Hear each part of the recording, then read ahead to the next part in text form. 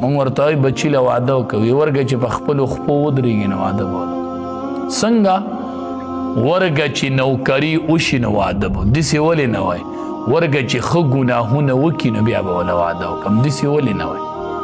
چې ښه ګناهونه ترېنه وشي بیا به وله واده وکړم نبی علیه السلام فرمایي واده وکړه چې الله دې مالدار کړي نو نبی علیه السلام وایي واده وکړه چې مالدار شي مونږ وایو ورګه چې مالدار شي نو واده به وله وکړو نبی علیه السلام وایي واده وله وکړه دې کې مالداري پرته ده په واده سره مالداري راځي ښه په حج او په عمرې سره مالداري راځي خلق وایي لا بړ شم دومره دومره پیسې به ولګي په دې سره مالداري راځي د خدای بنده حج عمره واده په دې الله فراخي راولي په دې الله مالداري راولي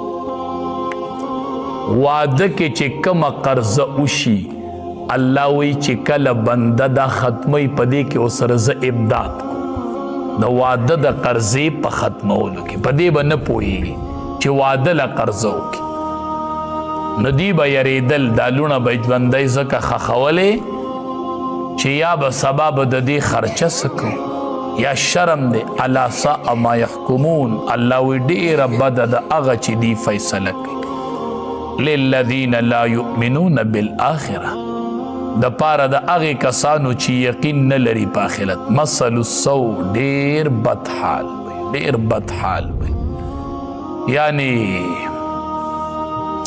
دا څومره لوی بد حال دی چې غوروالی د نارینه اولاد په زنانو دا ډېره غلطه فیصله ده یا لوڼه د شرم یا د یری د غریبۍ د وجې نه هغه ژوندی ښخول دا څومره بد حالت دی یو درندهتوب دی واذا الموعودة سئلت کله چې د دې ژوندی ښخې شوې په باره کې تپوس وکړلی شي څه جواب به ورکړي ولله المثل الاعلی الله لره د خاص صفت اوچت لوی صفت خاوند دی الله وهو العزیز الحکیم دغه الله غالب دی او حکمتونه والا دی فرمایي یتوارا من القوم